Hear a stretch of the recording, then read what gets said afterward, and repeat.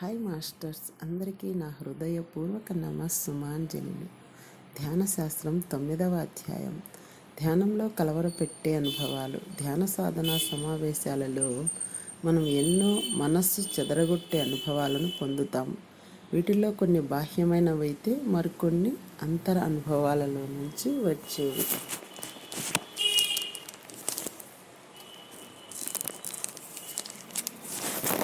ధ్యాన మందిరం లోపల నుంచి వినిపించే దగ్గు, గుర్రక లేదా ఎవరైనా గొంతు సవరించుకోవటానికి చేసే శబ్దం మొదలైనవన్నీ బయట నుంచి కలవరపెట్టే ధ్యానానుభవాలు.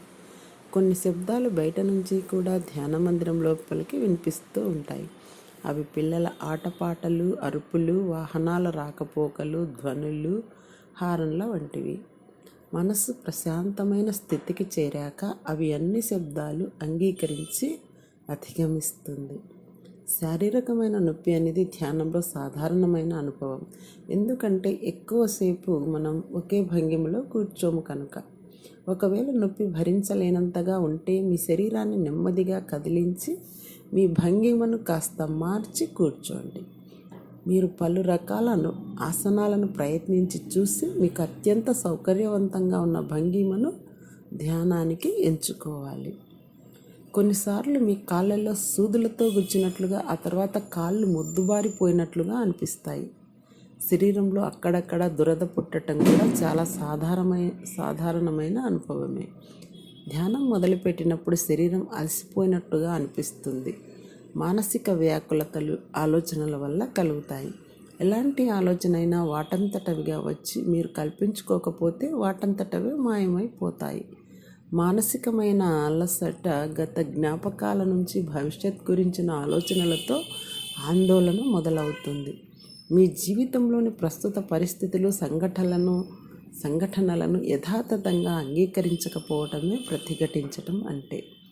సోమరితనం, నిద్రమత్తు, మైకం ఇవన్నీ అంతర్వ్యాకులత అనుభవాలు.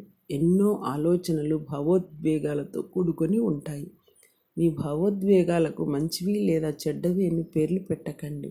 బాహ్యాంతర వ్యాకులతలన్నీ వాస్తవికతలో భాగమే. కేవలం వాస్తవాన్ని గమనించండి. మనమంతా ఎంతో ప్రత్యేకమైన వాళ్ళం. అందుకే మన ధ్యానానుభవాలన్నీ కూడా ఎంతో ప్రత్యేకంగానే ఉంటాయి.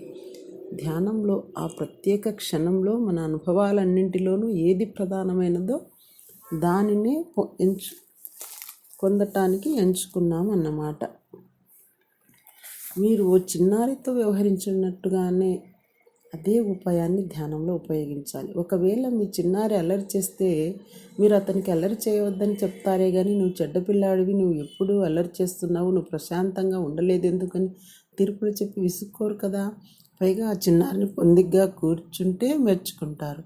ఆ పొగడ్త ఆ చిన్నారిలోని అవసరమైన నైపుణ్యాన్ని, సుగుణాలను పెంచి పోషించేలా చేస్తుంది. అదే మాదిరిగా కలత చెందిన మనస్సుతో కూడా పసివాడిలాగా వ్యవహరించాలి. దానిపై మీ తీర్పులు కుమ్మరించకూడదు. అయితే మీ మనస్సు ప్రశాంతంగా మారినప్పుడు దాన్ని అనుభవించి తీరాలి. ప్రతికూల అనుభవాలతో వ్యవహరించటం. మీరు వ్యాకులత చెందారని గుర్తించండి. ఆ వ్యాకులతలో మునిగిపోకుండా ఉండండి లేదా పోరాడటానికి ప్రయత్నించకండి. తీర్పులు చెప్పకండి. వాటి గురించి అపరాధ భావనకు లేదా అనుమానానికి లోను కాకండి. మీతో మీరు సహనంగా ఉండండి, ప్రశాంతంగా ఉండండి. తిరిగి శ్వాస మీద ధ్యాస పెట్టండి. ఈ ధ్యానాన్ని తిరిగి కొనసాగించండి. ఓ చిన్నారి పాపాయి కూర్చోవటం, పాకటం, నడవటం మరియు పరిగెట్టడానికి సమయం పట్టినట్టుగానే ధ్యానానికి కూడా సహనంగా ఉంటూ సాధన చేయటానికి సమయం పడుతుంది. క్రమేణా ధ్యాన సాధన ఎంతో ఆనందదాయకమైనదిగా తయారవుతుంది. అప్పటి వరకు మీరు ఏమాత్రం ఒత్తిడికి, అసహనానికి లోను కాకండి.